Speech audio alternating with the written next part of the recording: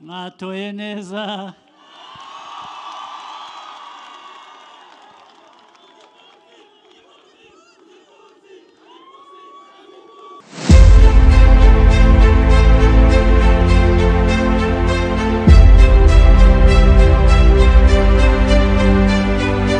Muraho u Rwanda ubutaka bw'irometero kari 26,338 buherereye kuri mayiro 138 mu majyepfo y'umurongo wa Ekwateri hagana mu burasirazuba bwo hagati bw'umugabane wa Afurika mu gice cy'ibiyaga bigari aho ubuzima byemezwa ko bwatangiriye. U Rwanda ni igihugu gito ariko gihunitse ibibereye ijisho nk'ubwo amahumbeza ahuha n'amashyamba y'amabengeza nka Nyungwe, Ibirunga, Gishwati na Mukura, rukagira imigezi inyonyomba mu bikombe n'ibibaya nka Rubyiro, Sebeya, Koko, Nyabarongo, Akanyaru n'Akagera kageretseho ubwiza busumbye bwa Danube, Ftalef na Kanyostales, ukagereka ibiyaga bitanaze nk'imiringa mu bikombe n'inkuka za Ruhondo, Muhazi na Kivu. Naho uduhinga tw'imisozi myinshi yakuranwa nka Buzinga, Njwiri, Kabuye, Rumoka, Bihehe, Bigugu n'iyindi. Ugira ngo ibyo byose sibyo byatumye abaciye akenge bakenguza bakagira bati iki ni igihugu cy'imisozi igihumbi. Yewe Kagame Paul rahiriye u Rwanda ku mugaragaro. Ubu tuganira abatuye iki gihugu cy'imisozi igihumbi bongeye kugirira icyizere umugabo witwa Paul Kagame kugira ngo akomeze kubayobora mu gihe cy'imyaka 5 iri imbere, nyuma yuko benshi bakomeje kwemeza ko ubutegetsi n'ishyaka ahagarariye bimaze ibinyacumi bitatu, imyaka 30 biyoboye u Rwanda, byagejeje u Rwanda mu mpinduka, impinduramibereho, impinduramitekerereze, impinduramigirire n'ibindi byose byatumye igihugu cy'u Rwanda byemezwa ko kiri mu bitera akanyamuneza benshi ku iterambere ryacyo. Uyu muntu wongeye gutorerwa kuyobora u Rwanda ubundi ni muntu ki? Ubuzima bwe kuva avutse ukanyura mu nzira z'ubuhunzi zigana muri Uganda kuba mu nkambi n'imyigire ye, udukino tw'abana we n'inshuti ye Fred Gisa Rwigema kwinjira mu gisirikare kugeza igihe cyo kurwana intambara y'iswi yo kubohora u Rwanda, kuba vice president akaba na president, kugeza uyu munsi afite abana 4 n'abuzukuru 3.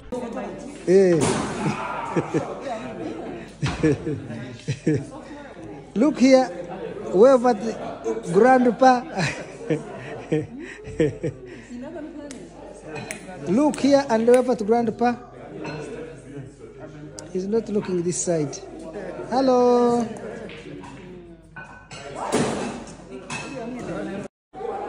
Ibyo byose ni amatsiko benshi batagiye bashira bihagije, ariko muri iki kiganiro akadomo ku kandi turifashisha inyandiko imbwirwaruhameze n'iz'abandi maze tubabwira urwo rugendo rw'ubuzima bwa Perezida Paul Kagame. Buri wese afite ubuzima nyuramo yashaka akabuvanamo isomo, yaba atabishatse nabwo bikaba byapfa ubusa, kenshi niko bigenda. Ubundi nkuru wayitangirira ku rupapuro rwa 12 kugeza ku rwa 18 rw'igitabo umwanditsi wabanje kuganira na Perezida Paul Kagame akamubwira amateka ye kuva mu bwana. Bwana François Soudan yanditse mu gitabo yise Kagame Conversations with the President of Rwanda, aho yemeje ko inkuru ya Paul Kagame itangirira muri kimwe cya kabiri cy'agasozi kitwa Nyarutovu muri commune Tambwe ho muri perefegitura ya Gitarama. Hari ku itariki ya 23 z'ukwa 10 mu 1957 ubwo bwana Deogracias Rutagambwa na Madame Asteria bishimiraga ibyiza bya bucura wabo wari wavutse. Iryo ni ryo rero ryabaye itangiriro ry'amateka y'ubuzima bw'imibabaro, ubuhunzi, intambara, ubuyobozi kugeza kuri uwo mwana bahise bita Paul Kagame. Byabayeho ndi umwana, hari byabayeho nkuze, hari biriho n'ubu ngubu. Yaravutse uyu muhungu bahita bamwita Paul Kagame. Yaje akurikira abakobwa 4 aribo Maris Gracia Rutagambwa, Beatrice Mukagaga, Catherine Rutagambwa na Jean d'Arc Kayizerwa. Yaranakurikiye kandi umuhungu umwe Joseph Rutagambwa. Yewe ku rugendo rwanjye nk'umuntu ndi umwana muto, bamwe hano bagomba kuba banzi, ntabwo ari benshi, bagomba ari bake. Aho uyu muryango wari utuye ubu neza ni mu mudugudu wa Nyarutovu mu kagari ka Buhoro mu murenge wa Ruhango y'akarere ka Ruhango ni mu majyepfo y'u Rwanda. Paul Kagame yabwiye François Soudan ko yavukiye mu muryango w'abatunzi n'abakungu bifashije mu nguni zose. Yaramubwiye nawe arabyandika ati abantu banjye baturuka mu bwoko bwari bufite inka nyinshi cyane. Nanjye naragiraga ishyo ry'inka 60. Data ntabwo yari umworozi gusa, yari n'umuhinzi. Nyuma za no kujya mu bucuruzi bw'ikawa, yateje imbere cyane igihingwa cya kawa. Yewe ni nawe wanashinze koperative ya mbere mu gihugu Trafipro, akaba yarafitanye isano rya hafi n'ubwami ariko ntiyajyaga mu bya politiki. Ibi byo Paul Kagame yanabyemeje ku mugaragaro ati Trafipro mwarayumvise burya Trafipro ni ya data niwe wayubatse niwe wayishinze muri 55. Muri izi nyandiko Perezida Kagame yakomeje anavuga ko yaba umuryango wa se n'uwa mama we ngo yari ifitanye isano ya hafi n'ubwami kuko mama we yari na mubyara wa Rosalia Gicanda akaba umugore w'umwami Mutara wa gatatu Rudahigwa. Ku bijyanye n'imyemerere yavukiye mu muryango w'abakatolike basengeraga i Kabgayi ndetse ni naho yabatirijwe akiri muto. Amateka y'u Rwanda avuga ko uyu mwaka wa 1957 Paul Kagame yavutsemo ngo wari umwaka wari wuzuyemo amakuba injyane n'akaduruvayo kwa politike mu gihugu ku buryo kugira ngo umenye inkomoko y'ubuhunzi bw'umuryango wa Paul Kagame wabanza kumenya uko umwuka wa politike wari umeze mu Rwanda rw'icyo gihe. Yemeje ko mu kwa kabiri kw'igihumbi mu Rwanda ibintu byaramanzaganya, imidugararo n'umusaruro w'amacakubiri yabibwe kuva mu myaka 41 yari ishize y'ubukoloni bw'ababirigi ngo byari byaratangiye kwigaragaza. U Rwanda bwari ubwami buyoborwa n'umwami Mutara wa gatatu Rudahigwa gusa gakorera munsi y'ibendera ry'abakoloni b'ababirigi. Habura amezi ane ngo Paul Kagame avuke, abihaye Imana Padiri Adriatis na Canon Ernot mu ibanga rikomeye bashinze ishyaka Parti du Mouvement de l'Émancipation Hutu Parmehutu. Ku itariki ya 22 Gashyantare y'1957 nibwo ibaruwa yabiciye yiswe Mise au point yoherejwe n'umwami Mutara wa gatatu Rudahigwa isaba umuryango w'abibumbye ubwigenge ku gihugu cy'u Rwanda. Nyuma y'ukwezi kumwe injyane zishingiye kuri iyo baruwa zaravutse, abandi bagabo barimo Gregoire Kayibanda, Joseph Gitera, Kariopi Murindahabi, Maximilien Niyonzima na Mbonyumutwa Dominique bahise bayamagana nabo bandikira umuryango w'abibumbye yivuguruza bise Hutu Manifesto. Bavugaga ko igihugu cy'u Rwanda kitabona ubwigenge kikiyobowe n'ubwami kuko bifuzaga ko ingoma y'abanyiginyi banza gukurwa mu nzira byarangira ubwigenge bugatangwa. Ibyo byose nibyo byatangije impara kubiri ku bitekerezo bya politike, bamwe bashyigikiye umurongo wa cyami abandi bawurwanya. Ahubwo hadutse n'intambara hagati y'impande enye, ubwami abavugaga ko bavugira rubanda nyamwinshi, ubuyobozi bw'abakoloni na Kiliziya Gatolika. Pascal Karekezi arabyibuka, atuye mu birometero bike uturutse aho Paul Kagame yavukiye, ahubwo ni nawe wakubise urushyi Mbonyumutwa Dominique. Nawe yemeza ko icyo gihe mu gihugu ahari gisa n'amashyari n'amatiku. Oya ibyo yazaga ari ibintu bivuga ko tugiye gushira n'ubwami bugiye kuva muri misiyo y'Imana nuko kibaye ari azadutuka natwe dushyigikiye n'ubwami urumva byari ishyari washyigikiye kugira ngo dushire. Nyuma y'imyaka ibiri Paul Kagame avutse ku itariki ya 25 z'ukwa karindwi ku1959 mu rujijo n'igikuba n'ubu kigitenderwa ibirari, inkuru mbi yatashye Nyanza ko nyiri Karinga umwami Mutara wa gatatu Rudahigwa atangiye by'amarabira usumbura Bujumbura y'ubu. Ibintu byabaye bibi cyane kuko abakoloni bahise bategeka ko hajya amashyaka menshi. Ni amashyaka yarashingiye ku moko, ivangura n'ihangana ryeruye. Ku itariki ya 15 z'ukwezi kwa kabiri kw'itanu Joseph Habyarimana Gitera umuheza nguni kabuhariwe werugikubita yari yatangije ishyaka Association pour la promotion sociale de la masse Aprosoma, akavuga ko rigambiriye guhirika icyo ari cyo cyose gishingiye ku ngoma nyiginya n'abayigize. Mu kwezi kwa 9 uwo mwaka François Rukeba na bagenzi be nabo bashinze ishyaka Union Nationale Rwandaise Inar, nabo bakavuga ko rishyigikiye ubwami n'umwami Kigeli wa gatanu Ndahindurwa wari wamaze gusimbura Mutara wa gatatu Rudahigwa. Basabaga ko abazungu bahita bagenda ubwigenge bugatangwa ku Rwanda. Mu kwezi kwakurikiyeho nibwo Parmehutu yatangajwe. Mwibuke ko yari imaze imyaka 2 yanditse mu mpapuro.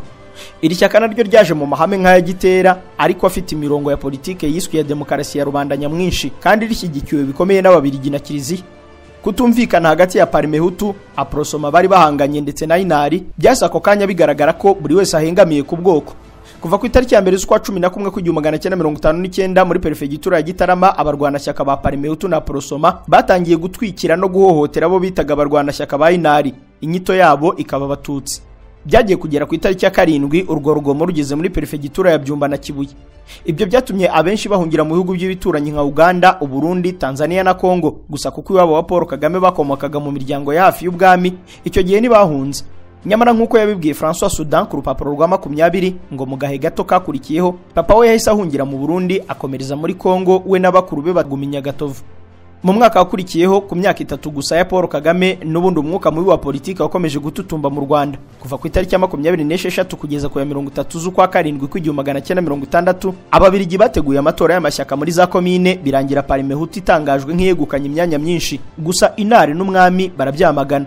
Ikintu gikomeye cyanatumye umuryango wa Paul Kagame uhunga cyabaye mu ntangiriro z'umwaka wakurikiyeho ubwo yari afite imyaka 4. Hari ku itariki ya 28 z'ukwezi kwa mbere mu 1961 ku isoko rya Gitarama ubwo abakomiseri ba Parimehutu n'abaprosoma bagera ku 2900 bari batowe muri ariya matora bahateraniraga mu nama ya Rukokoma yari yateguwe ku bufatanye n'ababirigi mu gihe umwami atari mu Rwanda. Muri iyi nama yaniswe coup d'état de Gitarama, Parimehutu na Prosoma babifashijwemo n'ababirigi batangarije abanyarwanda bose amagambo arimo agira ati: ubwami n'umwami bikuweho mu Rwanda, ubwiru n'ingoma ya Karinga bivanyweho, hashyizweho repubulika na perezida w'inzibacyuho mbonye umutwe. Iryo jambo ryakurikiwe no kugirira nabi abarabo mu muryango w'umwami cyangwa abarwanashyaka ba Inari, abacuruzi n'abatunzi babarizwaga muri cya gice bitaga Nyamuki. Muribuka ko twumvise ko umuryango wa Paul Kagame bari abatunzi, abacuruzi ndetse banafitanye isano n'umuryango w'ibwami. Izo rero zabaye impamvu zo kumeneshwa no guhita b'impunzi nk'uko akunda no kubyibukiranya ati: babaye impunzi, umuryango wanjye wabaye warahunze, mfite imyaka 4 aho ngaho. François Soudan yabajije Perezida Paul Kagame ati: waba wibuka umunsi mu 1961 mwirukaniweho? Nawe aramusubiza ati: ndawibuka rwose, nari mfite imyaka 4 kandi amashusho y'icyo gihe yangumyemo, hiyongeraho n'inkuru nabwiwe. Urazi ko ifite imyaka 3 n'4 hari amashusho n'ibihe biba byarakugumyemo. Ndibuka umunsi wa nyuma twirukanwa, kuri uwo munsi bari bari gutwika inzu bica amatungo n'abantu. Umugambi wari uwo gukubura abantu bari barasigaye mu gace, nyuma na nyuma natwe baje iwacu ari no hafi y'umuhanda munini. Abantu bahunga nta nubwo babanza ngo bajye inama, mwafata inzira y'undi agafata iyindi, wenda bagera amahirwe bakazagera aho bahurira. Yakomeje avuga ko mama we yari yabiketse, abasaba kwitegura, yungamo avuga uko byari byifashe nuko barokotse ati: mubyara wa mama umwamikazi Rosalia Gicanda wari uherereye ahantu hari umutekano nko mu minota 30 cyangwa 45 uvuye mu rugo, yumvise iby'ubwo bwicanyi bwari muri ako gace, atwoherereza imodoka. Waba uruza abantu bari baje kwica umuryango wawe? Bari abaturanyi? Bari bazi papa wawe? Yego nari mbazi. Data yari yarahunze mbere kuko we yari ari mu byago kuturusha twese. Ntekereza ko ahari imbere y'amezi menshi yahungiye mu Burundi nyuma akomereza muri Kongo. Data we yanyuze i Burundi arakomeza anyura muri Kongo, Bukavu, anyura Goma, arakomeza duhurira i Bugande ahantu hitwa Kamwezi hakurya y'umupaka hariya. Yakomeje agira ati: ubwo imodoka yari iri kuza, bamwe mu bahutu babonye kwije mu rugo bahita batumatumanaho bihutira kuza mu rugo ngo batubuze guhunga. Twari hejuru ku mpinga y'umusozi, ariko mu gikombe no hakurya hari ikivunge cy'abari bagiye kutugeraho. Mama yatubujije kugira icyo dufata cyangwa gusubira mu rugo kuko nta mwanya na muto twari dufite. Twahise twinjira mu modoka, tugeze ku muryango ikivunge cyari kigeze neza ku nzu. Bavuye aho bajya Nyanza gucumbikirwa n'umwami Rosalia Gicanda, naho bahava bajya mu Mutara kwa sogokuru ubyara mama we, bakomereza mu gihugu cya Uganda mu gace kitwa Kamwezi. Ahantu twashyikiye bwa mbere muri Uganda twambutse umupaka, hakurya y'umupaka ha Kamwezi, ni iwabo w'umuntu wahoze ari Chief Justice hano mu Rwanda, Rugege muramwibuka, Sam Rugege. Habahavuye bajya mu nkambi y'impunzi ya Nshungerezi ho muri Toro, aho ubuhunzi n'ubuzima bubishye bigendana byari byatangiye. Ibi Perezida Paul Kagame yabyemeje ubwo yavugaga amateka y'imibereho ye yo mu bwana aho muri Uganda. Yagize ati: Nshungerezi turangiza cya Toro ndetse no muri Toro. Umwanditsi Wolf Collen mu gitabo yise Paul Kagame and Rwanda ku rupapuro rwa 8 yemeje ko Paul Kagame yatangiriye amashuri abanza ku kigo cy'impunzi cyari cyegereye inkambi ya Nshungerezi, aho yigiye icyongereza n'imico y'ibanze y'abanya-Uganda. Gusa umwanditsi Stephen Kayinza mu gitabo cye A Thousand Hills, Rwanda's Rebirth and the Man Who Dreamed It, kuva ku rupapuro rwa 13 kugeza ku rwa 15, agaruka ku bugimbi n'iby'amashuri ya Paul Kagame, yavuze ko ku myaka 9, ubwo ni mu 1966, yari ari ku ishuri ribanza rya Rwengolo, nyuma yimukira ku rindi shuri ryari icyitegererezo rya Ntare High School. Yasoreje amashuri yisumbuye ku ishuri riri rwagati muri Kampala ryitwa Old Kampala High School. Muri ibyo bihe by'ubugimbi ngo ibintu ntibyari byoroshye. Ababyeyi n'abana bari baramenyereye ubuzima bw'ubutunzi, bisanze mu buhunzi. Byari ihurizo rikomeye. Deogratias Rutagambwa papa wabo we ngo no kubasha gufata isuka byaramunaniye. Stephen Kayinza abigarukaho ku rupapuro rwa 25 rwa kiriya gitabo cye ngo hari ubwo papa wa Paul Kagame yabwiye mama we ati nimpinga nzapfa, nintahinga nabwo nzapfa, ubwo rero reka nipfire. François Sudawe aganira na Perezida Paul Kagame yamubajije niba koko ibyo Kayinza yanditse ari byo, undi aramusubiza ati yego ndatekereza ko ari byo, ntiyari kubibasha. Hagati aho mu mashuri uwari kuzaba perezida w'u Rwanda nawe ntibyari byifashe neza, kuko ngo yarangwaga no guhangana bya hato na hato, ahangana n'uwari wese washoboraga gutuka abanyarwanda b'impunzi, dore ko ngo byari ibintu abana b'Abagande bahoragamo. Ngo hari nubwo yateguye imirwano yo guhangana n'abana b'Abagande kubera uko kunyega izo mpunzi bazibwira ko zitagira itaka gakondo, ko zigomba gusubira iwabo ndetse n'ibindi. Stephen Kayinza yabajije umwe mu biganye na Paul Kagame maze amuha ubuhamya yanditse ku rupapuro rwa 26 rwa kiriya gitabo cye. Yagize ati buri gihe twari dufite abantu badutuka, gusa ntiyabyihanganiraga. Ndibuka neza igihe abanya-Uganda baduhamagaraga amazina badutuka. Twabaga muri quartier y'abana 40 maze aratwegeranya ngo turwanye abo badutukaga. Bari bakuru kumurusha, ariko buri gihe yaravugaga ati ntidushobora kubyihanganira ngo baduhamagara uko bishakiye, ntitwabyemera. Ku myaka 15 Paul Kagame n'umuryango we wose bacitsemo igikuba ubwo papa we yitabaga Imana. Perezida Kagame yemeza ko papa we yamwigiyeho byinshi biri mu buhanga n'ubujyanama na nuba atazibagirwa. Imwe mu nkuru amwibukiraho yigeze kuyiganira ati kumwe na data umbyara yagiye gusura abantu b'impunzi bandi hirya aho twari dutuye, tugaruka tugarutse mu rugo dusanga ahantu hari abahigi ndetse bavumbura inyamaswa. Inyamaswa iriruka agasha gasimbuka ya migozi ntiyagafata, ariko ubwo amacumu mu kirere bashaka kugatera amacumu, noneho kabisimbuka kiruka kajya mu kampu aho twaganaga. Yemeza ko icyo gikorwa cyari kimaze kuba ngo papa we yahise akimwigishirizamo isomo rikomeye ry'ubuzima rigendana n'urukundo, gufasha ubumuntu n'ubugwaneza. So data icyo gihe arambwira turareba aka kanyamaswa gacitse bariya abantu bagahigaga ne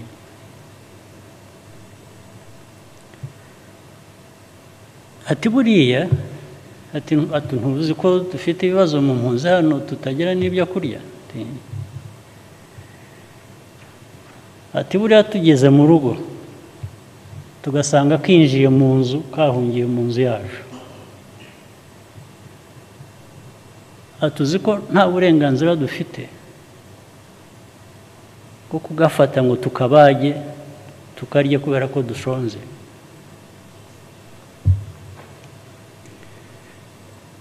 Nkamubaza nti kuki? Usibye ibyo ati nta nubwo twagafata ngo tugahe bariya bagahigaga bari bagakurikiye kacitse. Ati icyo dukwiriye gukora, icyo twakora ni ukukareka kagenda kakazaba kagwa ku bandi.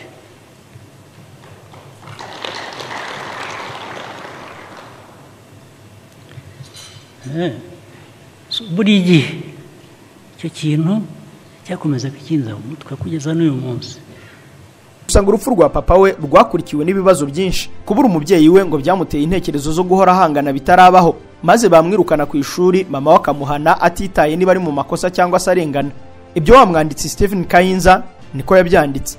Uyu mwanditsi wemeza ko yaganiriye na nyir'ubwite amasaha 30 mbere yo kwandika iki gitabo. Hari ahantu yasubiyemo amagambo yabwiwe na Perezida Paul Kagame kuri iyi ngingo yo guhangana n'impamvu yabyo. Nashakaga guhangana na buri kintu cyose mu buzima, gusa sinari nzi icyo ari cyo. Buri gihe wibutswaga mu buryo bumwe cyangwa ubundi kutari uwaho, kutakagombye kubaho, ko nta hantu ufite ho kwita hawe, nta burenganzira ufite bwo kuvuga, ubwo ukaguma ucecetse buri kimwe cyakwibutsa ko uri aho utakagombye kuba uri. Muri ibyo byose ariko yari yarahuye n'inshuti yamubereye umuvandimwe, Fred Gisa Rwigema. Umwanditsi tuvuyeho ahamya ko bahuriye mu majyepfo ashyira uburengerazuba bwa Uganda mu karere ka Ankole. Fred Rwigema ngo yari umuhungu uvuga, akisanzura ku bantu benshi, akanagira inshuti nyinshi mu ishusho y'aba extrovert. naho Paul Kagame akaba introvert, mu magambo make n'intekerezo zidashamadukira guhora mu biganiro n'abandi. Uko gutandukana mu myifatire ariko ntibyababujije kuba inshuti z'akadasohoka mu bugimbi. Ngo mu nkamba aho bari hakaba umusaza wari warabayeho umusirikare mu bagerageje gukora ibitero byiswe by'inyenzi kuva mu 1961, 63 ndetse n'64. Uwo ngo nibo basore bombi bajyaga gusura, akababwira amateka y'iby'igihugu bumvaga cyitwa u Rwanda mu nkuru za politike, uko bavuye i Rwanda, ibyiza n'ibibi by'igihugu cyabo. Ibyo byose bigatuma izo ngimbi zikomeza kugirira amatsiko igihugu cy'u Rwanda. Abigarukaho mu magambo ye, yahishuye ko uwo musaza yitwaga Mariko. Ati Mariko tukajya kumubaza iby'intambara z'inyenzi yatubwiraga uko byagendaga. Hakaba ubwo tugeza nijoro, njye navuga kure ariko nkiruka nkajyayo nkanyura kuri Fred, kuri Gisa, tukajyana kwa Suzana, kwa Mariko kujya kumva inkuru z'ibyo bakoraga. Ngo muri ibyo bihe by'ubwana bakoraga imbunda z'ibikinisho bigana abasirikare b'inyenzi nk'uko bari barabiganirijwe na wa Mukambwe. Ubwe yaje kwemeza ko ibyo byose ari byo byabaremyemo ubutwari bwaje kwifashishwa nyuma. Ayo mateka muturaho dufite imyaka 8, 9, 7 sinzi uko twumvaga, bikaba byaravuyemo icyatugejeje hano. Ubwo bari bakiri mu mashuri yisumbuye mu 1976, ngo Fred Rwigema yaburiwe irengero maze bishavuza umusangirangendo we. Ibyo ngo byatumye ajya mu bwigunge. Nyuma yo kurangiza amashuri yisumbuye kuri Old Kampala High School, muri uwo mwaka noneho yari afitiye amatsiko menshi igihugu cy'u Rwanda. Mu 1977 yinjiye mu Rwanda n'indangamuntu y'Ubugande, aje kwihera amaso igihugu yumvanaga bamuruta.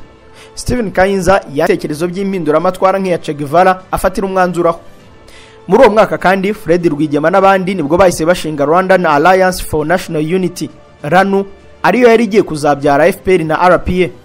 Hagati aho imwe mu nkuru ikomeye kuri Paul Kagame w'umusore nivuga ukuntu yaje kwisanga yinjiye mu gisirikare.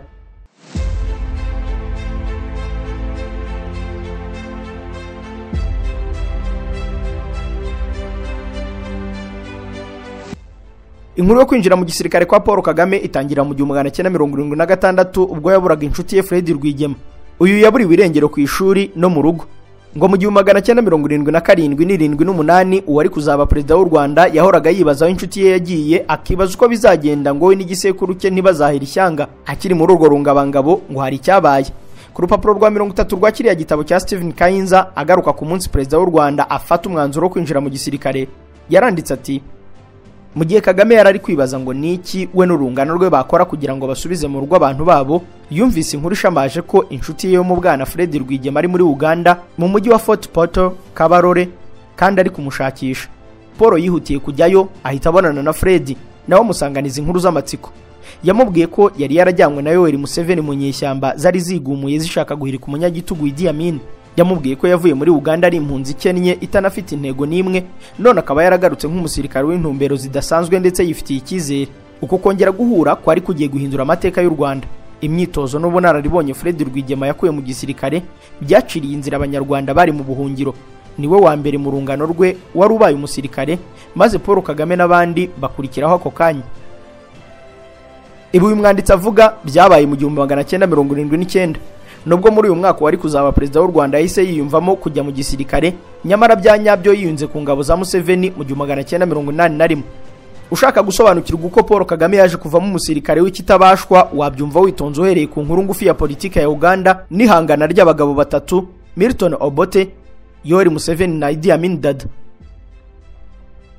Ibyo wabihera ku itariki ya 11 z'ukwezi kwa 4 mu 1979, ubwo ingabo zari zibumbiye mu mutwe Front for National Salvation, FRONASA, zari ziyobowe na Yoweri Museveni hamwe na Milton Obote, kandi zifashijwe na Julius Nyerere wa Tanzania, zakuye ku butegetsi Field Marshal Idi Amin Dada, maze Milton Obote ahita aba perezida naho Museveni aba umudepite. Mu matora yabaye mu mwaka wakurikiyeho ku itariki ya 11 z'ukwa 12 ku 1980, Museveni na Obote bahatanye mu matora yo kwitoramo uwagombaga kuba perezida, birangira Obote atsinze n'amajwi 85%, ariko Museveni n'abambari be babyamagana banigumura bemeza ko yabasisibiranyije. Yoweri Museveni yahise akusanyiriza hamwe abagande 24 hamwe n'abanyarwanda babiri bose baba 26, maze bashinga umutwe wo guhangana na Milton Obote amushinja kumwiba mu matora, igitugu n'ibindi. Abo banyarwanda babiri bari kumwe na Museveni ni Fred Gisa Rwigema, bari basanganywe kuva mu 1976 na Paul Kagame wabiyunzeho mu kwa kabiri ku 1981. Umutwe wabo bari bamaze kuwita Popular Resistance Army, maze mu gicuku cy'itariki ya 6 z'ukwezi kwa kabiri ku 81 bahita batangiza urugamba bateye inkambi y'abapolisi ya Kabamba Military Police Academy. Aha bari batangije intambara idasanzwe yari igiye kumara imyaka 6 ikitwa Ugandan Bush War. Umwanditsi twavuyeho ku rupapuro rwa 33 yemeje ko muri iyi ntambara Paul Kagame yiza adahumbya imirwanirwe y'intambara, ariko ngo yahagiriye ubuzima bushaririye ku buryo rwagati muri iyi ntambara yaragiye kwasiga ubuzima. Umwanditsi Stephen Kayinza yanditse ko rwagati mu ntambara mu 1983 ngo Paul Kagame yarwaye malaria imwe yitwa igikatu, aza kurokorwa na Dr. Kiza Besigye wari inshuti ye magara. Si ibyo gusa kuko iyi ntambara ijya kurangira mu 1986 ngo Paul Kagame yagize ikibazo cy'amaso ku buryo byanatumye umunsi batsindaga urugamba bagafata umujyi wa Kampala atarahari. Aya maso ni nayo yaje gutuma kugeza ubu ahora yambaye amarinete. Ibi yabitekerereje umwanditsi François Soudan nawe abyandika ku rupapuro rwa 32 rwa cya gitabo twahereyeho Kagame Conversations with the President of Rwanda. Yagize ati, bafata Kampala sinari impari. Mu byumweru bitandatu byari byabanje nari nagiye mu Burundi, nyuma nkomereza Nairobi kwivuza amaso. Nari maranye igihe kinini ikibazo cy'amaso kandi ntarigeze mbona ubuvuzi buboneye. Ijisho ryanjye rimwe ryari ryaragize ikibazo gikomeye. Mu by'ukuri mu gihe Kampala yafatwaga nari ndi mu bitaro. Nubwo atarahara ariko Perezida Yoweri Kaguta Museveni yagiye asubiramo izina Paul Kagame nk'izina ryamutungukije ku butegetsi. Ahubwo hari n'igihe yahamije ko Kagame, Rwigema na Salim ngo bamutabaye byarangiye bagiye kumwicana n'umuhungu we Muhozi Kainerugaba. Museveni abigarukaho yagize ati, "We were arrested at Kireka by our UPC allies." Twafungiwe ahantu hitwa Kirega n'abantu rwose twasaga nkaho turi kumwe ba UPC. Icyo gihe hari ahantu twari tugiye kuzana imodoka mu garage, nuko abantu ba UPC baradufunga. Ntekereza ko bashakaga kutwoherereza Imana kutwica. But a force from Kololo, ariko ingabo zacu zarahitwa Kololo involving some of the people who are here, zari zirimo abantu bari hano nka Salim Saleh, Paul Kagame na Fred Rwigema. Salim Saleh, Paul Kagame baraje baratubohora aho bari badufungiye. They came and rescued us from that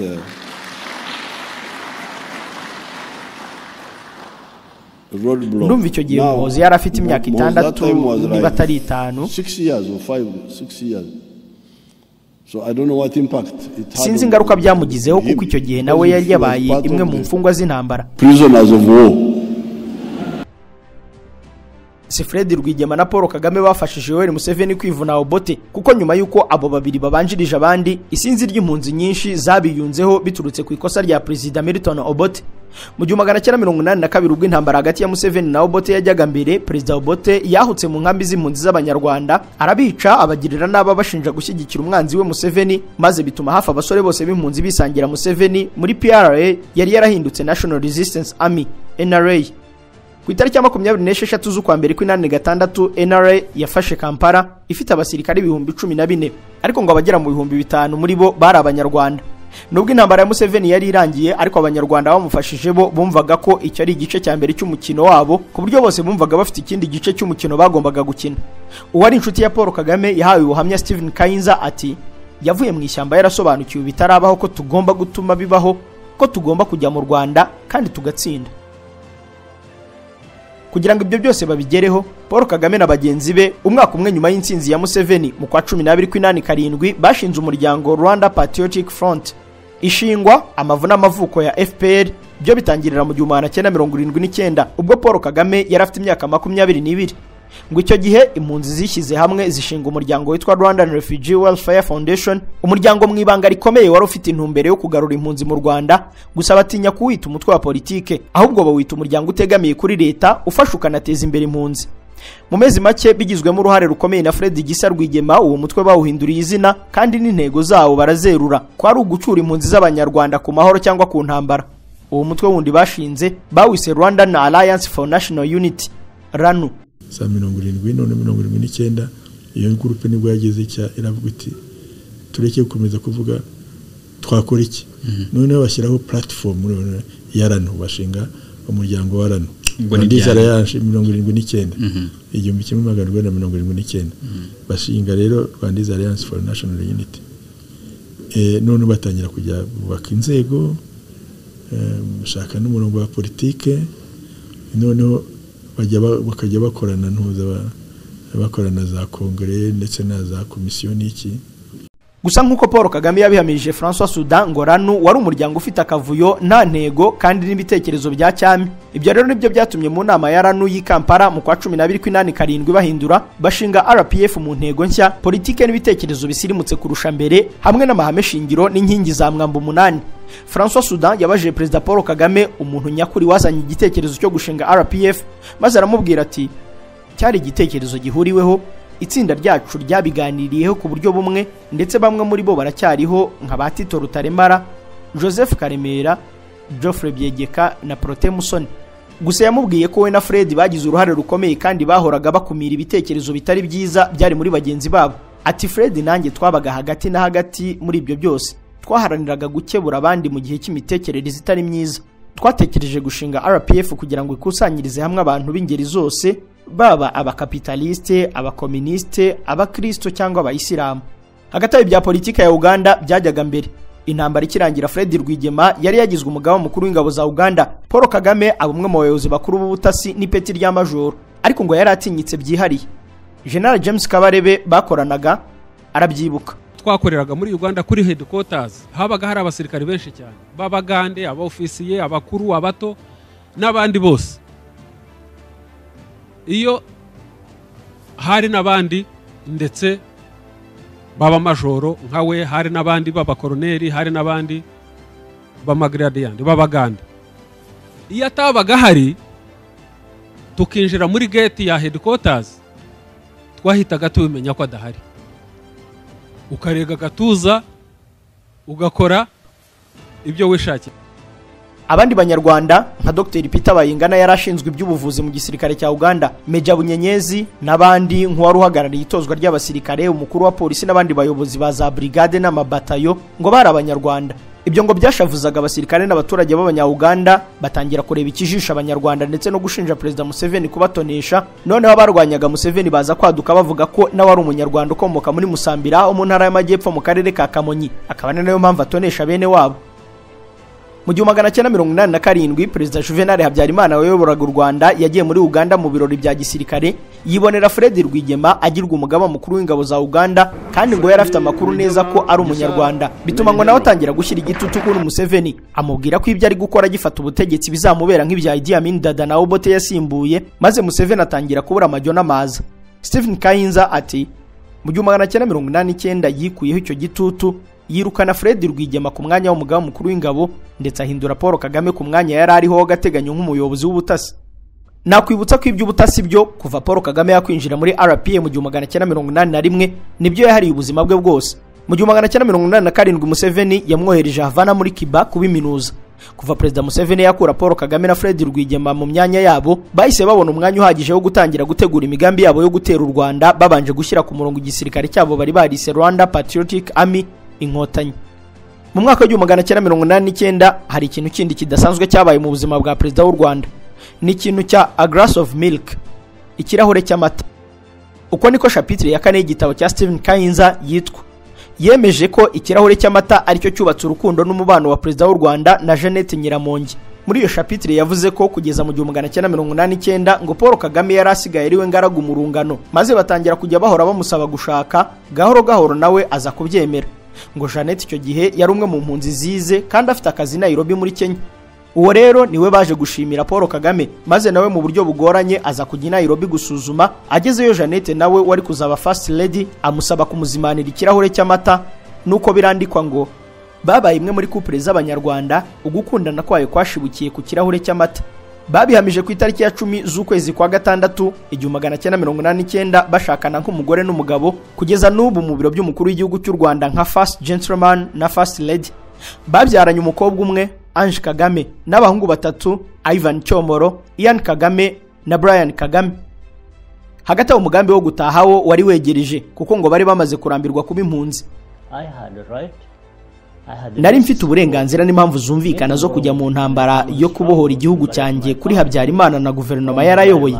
Nari maze imyaka ikabakaba 30 ndi impunzi mu mahanga.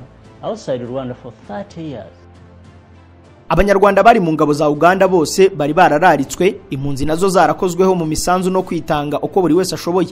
Ngo Tito Rutaremara wari n'intiti kuko yari yibitse impamyabumenyi y'ikirenga PhD, akamucura bwenge w'imigambi myinshi, yazengurukaga amahanga mu bihugu yamamaza mu mpunzi nkuru nziza nk'imwe Paul yambukanye mu Bakorinto, Abaromani n'Abatesalonike. Nawe arabyemeza ati wagiye cyo nifuzaga n'intuza n'ukugira nukubohora u Rwanda, naho ibyanjye byo nzababyo niyo ngaruka kujya kwigisha muri university na doctor nshobora no kujya kwigisha muri university, ariko numvaga bashimishijwe no kugira ngo tubone u Rwanda yego hanyuma turutunganye barutunganya aho ari hose. Paul Kagame, Fred Rwigema, Dr Bunyenyezi, Chris Bayingana n'abandi bari abakuru mu bya gisirikare bateguye umunsi w'igitero.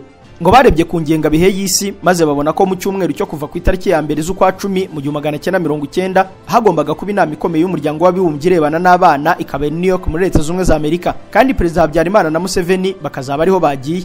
Ikindi kandi ku itariki ya 9 z'uko kwezi hagombaga kuba umunsi w'ubwigenge bwa Uganda, ku buryo ngo ingabo zose zari kuba zihugiranye zitegura uwo munsi.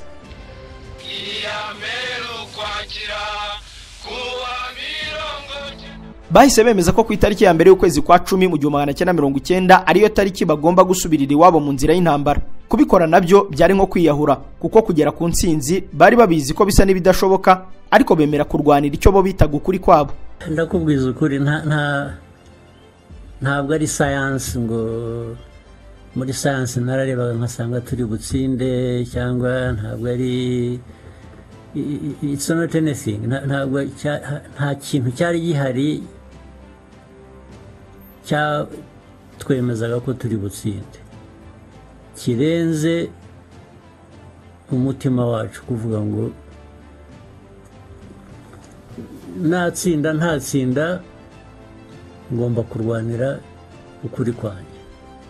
Gusa ibyo bitaragera ngo mu mpera z'1989 hari abasirikare bato b'abanyarwanda barambiwe gutegereza bafata umwanzuro wo kwegura imbunda, maze bagenda barasa bagera ku mupaka w'u Rwanda na Uganda bavuga ko abayobozi babo batazi icyo bategereje. Neza mu ishusho nk'iya wa mukongomani mwumvise wigabye n'imbunda akambuka umupaka w'u Rwanda ngo aje kurwanya igihugu ari umwe. Gusa babahagaritswe n'abakuru ba RPF no muri Uganda, ndetse berekwa ko ingabo za FAR ziza kubamerera nabi. Nanone muri izo mpera z'1989 ngo igitero cyatangiye guhwihwiswa muri Uganda, biza no kujya mu mutwe ya Museveni, hiyongeraho n'igitutu cy'uko abanyarwanda bari barabaye benshi mu myanya ya leta, maze Perezida Yoweri Kaguta Museveni atekereza gufata Paul Kagame akamwohereza mu mahugurwa muri Nigeria, Fred Rwigema akamwohereza muri Leta Zunze za Amerika, Bayingana akamwohereza mu Burusiya, Bunyenyezi nawe ngo yagombaga kuva mu gihugu. Ibyo Paul Kagame wari ufite iby'ubutasa hariho hose ngo yabitaye mu gutwi no mu gihe cy'ubukwe bwe, maze atangira kuburira mucuti we Fred Rwigema ko akabo gashobotse kandi ko imigambi yose yabo igiye guhinduka.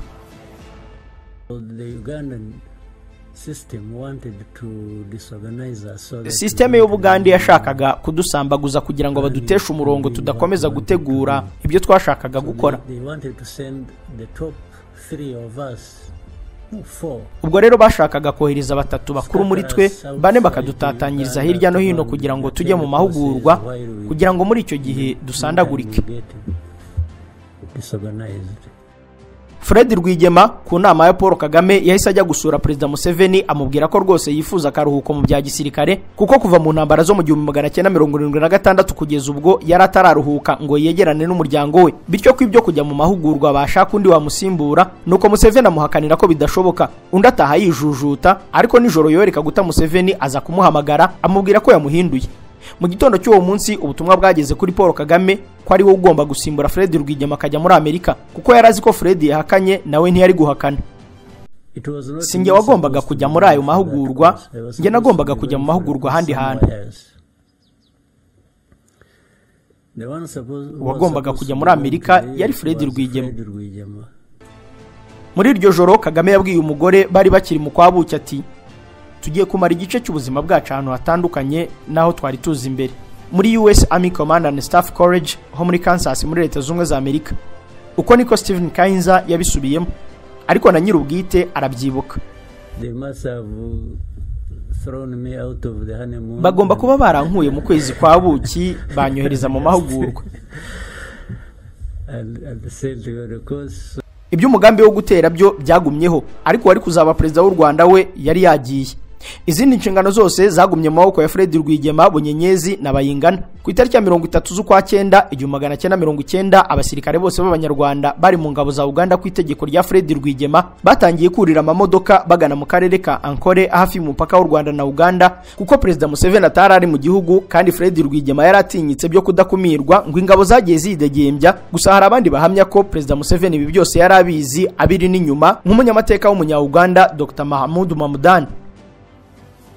Mu ruturuturu ku isaa 10 z'igitondo ku itariki ya 1 z'ukwa 10 1990 ingabo zikabaka 2,000 z'inkotanyi zahingutse ku mupaka wa Kagitumba ziherekejwe n'impunzi 800.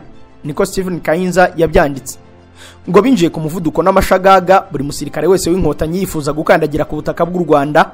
Mu gahe gato bari bamaze gufata ibice bya Ryabega, Kabarore na Gabiro. Ubwo rero intambara yari igiye kumara imyaka 4 ikitwa iyo kubohora u Rwanda yari itangiye. I Kansas muri Leta Zunze za Amerika ho amasomo yuko barwana badahutaza agateka kazina muntu, imiyoborere y'urugamba n'imikoranire ya politike, ubutasi n'igisirikare byose byajyaga mbere. Gusa makuru y'ibyaberaga ku rugamba yambukaga muri Uganda agahita akomeza ajya Kansas aho Paul Kagame yari ari na madamu we amahugurwa ajya mbere. Nuko burira butangira gucya ku rugamba. Umunsi wa kabiri kandi mubi mu mateka yose ya RPF wari uri gutamuka. Ku itariki ya 2 z'ukwa 10 mu 1990 umunsi wa kabiri w'urugamba ku musozi wa Nyabwishongwezi, Fred Rwigema yaraharasiwe ahita agwa ku rugamba. Inkuru mbita i Kampala yambukiranya inyanja Atlantique ihinguka muri Kansas aho Paul Kagame yarari. Mu gahinda kenshi yese afata umwanzuro wo kuva Kansas agakomereza New York. Ibi yabikoze kuko asanzwe atoranya intambara n'igihe cya nyacyo cyo kugira no kurwana intambara runaka yahisemo kandi abona ko ari iya nyayo. Ni nako abyemeza ati ntoranya intambara zanjye Rwanda, ntabwo mpfa kurwana buri ntambara mbonye, ndwana izangombwa. Icyo gihe yahise yambuka ku mugabane w'Uburayi i London mu Bwongereza. Umudamu we wari utwite amwohereza i Buruseli mu Bubiligi. Yafashe igikapu kirimo amadolari 80,000 ya Amerika, imyenda ya gisirikare n'ibitabo by'urugamba mu ntoki, afite itiki imukura i London imujyana i Nairobi muri Kenya akahava ajya i Kampala. Yabwiye François Soudan ko yabitekerejeho akiyumvisha ko ashobora kuba yatezwa agatego i Nairobi, kandi ngo yaje gusanga ari byo nyuma y'urugamba. Nk'umutasi n'umusirikare uvuye mu myitozo y'ubuhanga mu bya gisirikare, yahisemo guca indi nzira itazwi n'uwari we wese, maze afata indege ya London agana mu ihembe rya Afurika ya Addis Abeba muri Ethiopia, ahava yurira igana Entebbe ho muri Uganda mu nzira zigoranye n'imitego myinshi kubera amafaranga, ibitabo n'imyenda ya gisirikare yari afite. Ngo nta yandi mahitamo yari afite, kuvuga ngo either ndabihunga nigendere nkiza amagara yanjye, kuko hari ababikoze barahunga barigendera babivamo, n'ubu barakiruka ntibaragaruka. Ku rugamba ibintu byari bibi, byakomeje no kuba bibi cyane kuko abasirikare ba RPA bamaze kumenya ko Fred Rwigema yapfuye. Abenshi bahise bisubirira muri Uganda bavuga ko ibyo gutaha mu Rwanda babiretse ubuziraherezo. Ni mu gihe Habyarimana wari wagarutse Kigali ikubagaho, we yahise asaba mucuti we Mobutu Sese Seko kuko ugendo wa Zabanga ko yamwoherereza indwanyi kabuhariwe z'abasirikare be bwite, ndetse n'Ubufaransa bumuha abaparakomando b'abahanga ngo yivune umwanzi. Paul Kagame yakomeje abwira François Soudan ko ageze ku rugamba yasanze ibintu byose ari akavuyo, nta bugenzuzi, imirwanire ijabiriye ndetse n'ibindi. Tariki ya 9 z'ukwezi kwa 7 mu 2024 ubwo yari mu bikorwa byo kwiyamamaza mu karere ka Gicumbi, mu kiganiro yagiranye n'abanyamakuru n'abakoresha imbuga nkoranyambaga, yemeje ko nta cyizere cyo gutsinda bari bafite kuko n'ibikoresho byari bike cyane.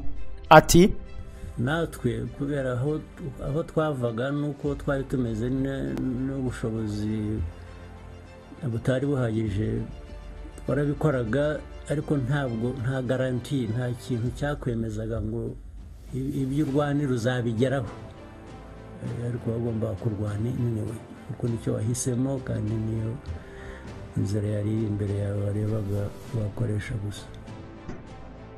yahise yibuka urugamba barwananye na Museveni muri Ugandan Bush War bakarwanya igisirikare kinini cya Milton Obote bakagishyira hasi. Ngo yahise abihuza nuko Mao Zedong yahanganye na Shanghai Sheikh agahangura igisirikare cye cyari kinini kandi cyari indahiro muri Aziya. Yibuka ibyo yari azi kuri General Von Nguyen Giap, Umunyavietnam washyize hasi igisirikare cya mbere kinini cya Amerika nyuma yo gutsinda Abafaransa n'Abamwaje. Abo bose ngo bari bahuriye ku bwoko bw'imirwanire bwa guerrilla warfare. Muri uko guhanga rero n'ibibazo nyine ugomba gukoresha rero ubwenge, noneho gukoresha ubwenge. Ese uhangana n'ibibazo ute? Guhitamo inzira uhangana nabyo nayo noneho niho hazira gukoresha umutima n'ubwenge, bikaguha icyo gukora bitewe n'icyo ufite n'icyo uzi ku mwanzi n'uburyo bwo koresha kugira ngo utsinda ari urugamba rumwe hano cyangwa ahandi, cyangwa utsinda urugamba runini rwo kurangiza ikibazo cyose. Kandi ngo icyo bose baharaniraga ni ukugira uburenganzira bw'ibanze bwabo no ku gihugu cyabo. Iyi ikaba intego ntayigayizwa. Ngewe rwose nari mfite uburenganzira bwo kurwanira uburenganzira bwanjye. Nkuko mu 2014 umwanditsi Gigi Thatcher yabisobanuye neza mu gitabo benshi bise igitabo cya mbere giteye ubwoba wakakita The Art of Guerrilla Warfare, ngo imirwanire ya guerrilla yifashisha ibyitwa hit and run tactics, gukubita umwanzi ukiruka, sabotage, gutesha umwanzi umutwe, ambush, gutega ibicu umwanzi, byose bigakorwa bigambiriye gutsinda igisirikare kinini.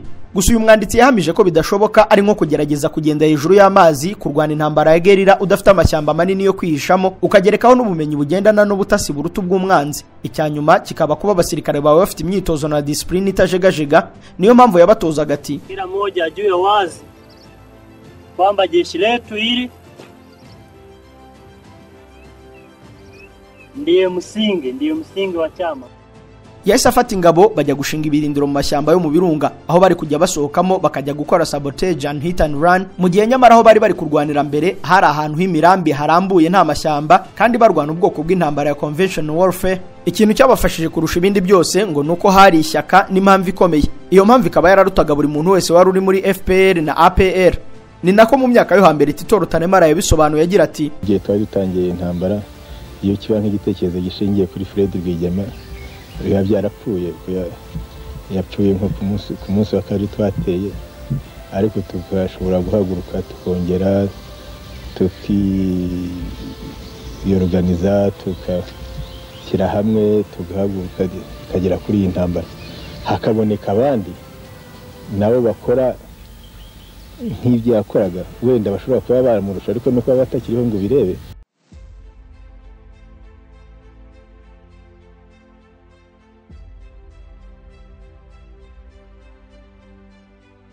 Ibyo avuze byo kwiyorganiza nibyo byo kwifashisha guerrilla warfare ya Afande Paul Kagame, ndetse bahise babikora ku itariki ya 23 z'ukwa mbere ku1991 batera ku muvuduko umujyi wa Ruhengeri bafungura imfungwa zari muri gereza ya Ruhengeri, ahasigaye bahita baburirwa irengero. Ibyo byari hit and run, maze leta ya Habyarimana itisaba ko abayobozi ba FPR bareka bagahurira insere ho muri Repubulika ya Demokarasi ya Kongo mu mujyi wa Kinshasa kwa Mobutu bagasinya amasezerano yiswe Insere Ceasefire Agreement. Ibyo ngo nukuba bahagaritse imirwano bakabanza bakumvikana. Aho imbere mu basirikare ba APR Paul Kagame yatozaga ingabo ze kutagendera ku by'amoko byabarizwaga mu Rwanda. Ati kwani ukiwa unasema wewe unapiganisha ukabila, mwishowe na wewe vitendo vyako unaviingiza ukabila, basi hapa sasa hakuna tofauti na wale ambao unapigania. Hagati aho kwa Habyarimana ntibumvise ibyo basabwe na RPA Insere, nuko yongera gukoresha sabotage na hit and run ku itariki ya 5 z'ukwa 8 ku1992 bafata umujyi wa Byumba. Maze mu gihe gito umuryango w'abibumbye nabwo usaba impande zombi kugiye Arusha bagatangira kumvikana, ibyaje kuvamo Arusha Agreement. Mu gihe impande zombi zitari ziri kwemeranya ku byo basinyiye Arusha ku itariki ya 8 z'ukwezi kwa 2 ku 1993, RPA yakoze igitero kidasanzwe noneho bagera ku birometero 50 uvuye mu mujyi wa Kigali. Aha noneho ibintu byari bitangiye kuba bibi. None umuryango w'abibumbye wongeye guhamagaza impande zombi Dar es Salaam muri Tanzania mu kiswe Dar es Salaam negotiation, bakomeza gusaba leta ya Habyarimana gushyira mu ngiro ibyo bemeranyijeho mu mishyikirano ya Arusha, harimo gusangira ubutegetsi, kuvanga ingabo n'ibindi byari guhuza impande zombi. Byakomeje gutyo kugeza mu ijoro ry'itariki ya 6 z'ukwa 4 ku 1994 ubwo indege ya Habyarimana Juvenal wari perezida w'u Rwanda yahanurwaga. Abigarukaho yemeje kwihanurwa ry'indege ye ari urujijo ariko rw'intambara nk'uko nawe iyo amuca muri humye ngo yari kumwivugana. Ati erega mu by'ukuri Habyarimana yari ari ku ruhande nari ndi kurwanya, ni ibintu byumvikana ko no gupfa yashoboraga gupfa byoroshye. Ibaze iyo nanjye mpfira mu buryo bumwe nk'ubwo. Ku rupapuro rwa 48 rwa cya gitabo cya François Soudan, uyu Mufaransa yabajije Perezida Kagame icyo yari ari gukora naho yari ari ubwo indege yaraswaga. Nawe ati twari turi kureba umupira w'amaguru igikombe cya Afurika. Byari bigeze hagati mu mukino, umwe mu basirikare araza avuga ko yakiriye ubutumwa buturutse ku ngabo zacu. Neza muri uyu mwaka yongeye kubisubiramo atibeshya ati amakuru yaje ubwo twari turi kureba umupira muri imwe muri izi nzu hari gukinwa imikino y'igikombe cya Afurika.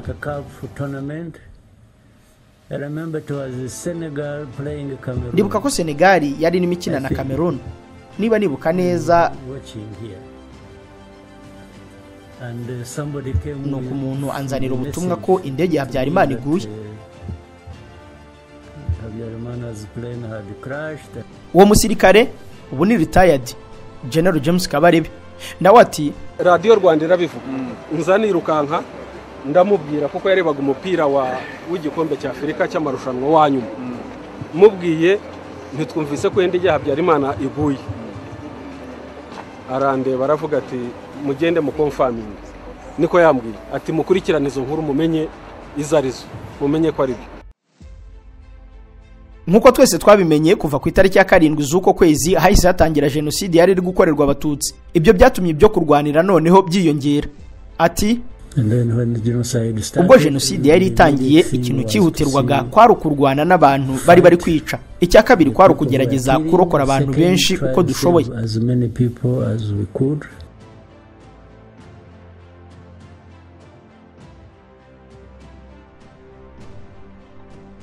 Kugeza ku itariki ya 3 z'ukwezi kwa 7 mu 1994 intambara yo guhangana na FARC ndetse no guhagarika jenoside yakorewe abatutsi yari irimbanyije, maze ku itariki ya 4 z'ukwezi kwa 7 bitangazwa ko RPF itsinze FARC. Ku itariki ya 19 uko kwezi kwa 7 Paul Kagame yasagirwa Vice President wa Repubulika y'u Rwanda, ariko akabifatanya no kuba Minisitiri w'Ingabo. Ibyo byarakomeje maze wari Perezida Pasteur Bizimungu aza kwegura ku mwanya wa Perezida ku itariki ya 22 z'ukwa 4 mu 2000, bituma wari Vice President ahita aba Perezida w'agateganyo kugeza ku itariki ya 29 z'ukwa 8 ku 2003 ubwo yatorerwaga kuba Perezida w'u Rwanda. Muri aya matora ya mbere Abanyarwanda bamutoye ku bwiganze bukomeye kuko mu bakandida batatu Paul Kagame, Faustin Twagiramungu na Jeanne Pomsen Nayinzira bamurikiye umusaruro w'ababatoye, byemezwa ko Paul Kagame abaye Perezida w'u Rwanda atowe ku majwi arengaho gato 95%, mu gihe Twagiramungu warahiye ko bamuriganyije we yagize 3.62%, naho Nayinzira agera 1.33%. Yarahiye ku mugaragaro mu byishimo bye bya mbere, ariko ari n'intangiriro idasanzwe.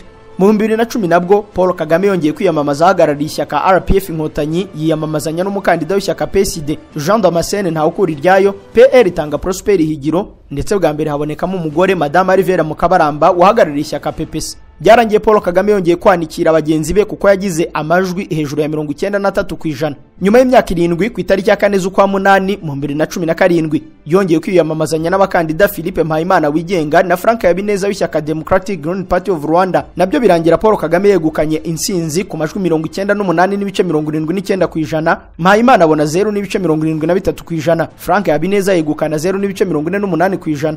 Ku yindi nshuro rero mwibuke ko kuva ku itariki ya 14 z'ukwezi kwa 7 abakandida n'ubundi Paul Kagame, Philippe Mpayimana na Frank Habineza bariyamamaje. Abanyarwanda bongera kugirira icyizere Paul Kagame, bamutora hejuru y'amajwi 99.15%.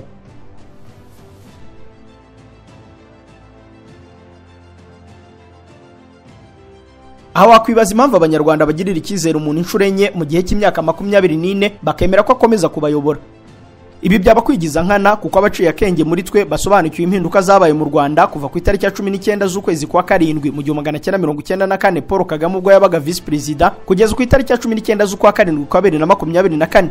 Imyaka 30 yuzuye neza, igihugu gihindutse mu nzego zose, zaba ubukungu, uburezi, ubuhinzi, ikoranabuhanga, imibanire myiza n'ibindi byose byatumye Paul Kagame agishyira ku ruhando mpuzamahanga. Mu ngero zizwi n'izitazwi mu buryo buziguye n'ubutaziguye, ni umwe mu batuye Afurika bahawe ibihembo bwite by'agatangaza.